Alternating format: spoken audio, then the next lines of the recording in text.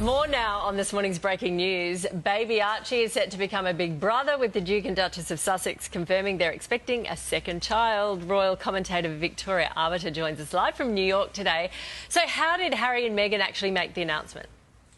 Well, it was very unexpected, Nat. It was around 2:30 in the afternoon here in New York, still Valentine's Day with the time difference, that the announcement dropped from Harry and Meghan's spokesperson saying that Archie was going to be a big brother. It was accompanied with a really artistic, very beautiful black and white shot of Harry and Meghan looking incredibly relaxed in their garden in California. Meghan has her head in Harry's lap. It was taken by a dear friend of the couple, Misan Harriman, a photographer, and it just sort of glows with happiness. You can see just the expression on their faces. A lot of people have been saying that Harry and Meghan encapsulate the very best rom-com, because this picture is quite emblematic of a scene, the end scene in Notting Hill with Julia Roberts and Hugh Grant. So it's a lovely, happy shot.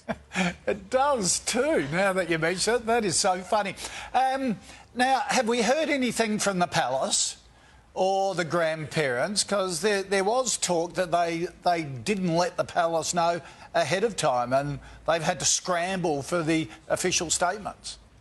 Well, they did indeed let the royal family know in advance that Meghan was expecting a baby. I don't think Buckingham Palace was perhaps expecting the announcement to go public today because, as you mentioned, it has been said that Buckingham Palace didn't have a statement ready to go. But they have since said that the Queen and Prince Philip, indeed Prince Charles, and the rest of the royal family are absolutely delighted for Harry and Meghan. They wish them well. And this is a banner year, really, for the Queen and Prince Philip. Obviously, Eugenie just had her baby. That was great-grandbaby number 9 for the Queen and Prince Philip. Between Zara Tindall and now Meghan, those will be number 10 and 11. The Queen Mother only lived to see 9 of her great-grandbabies. So here we are, the Queen still setting records at almost 95 years old.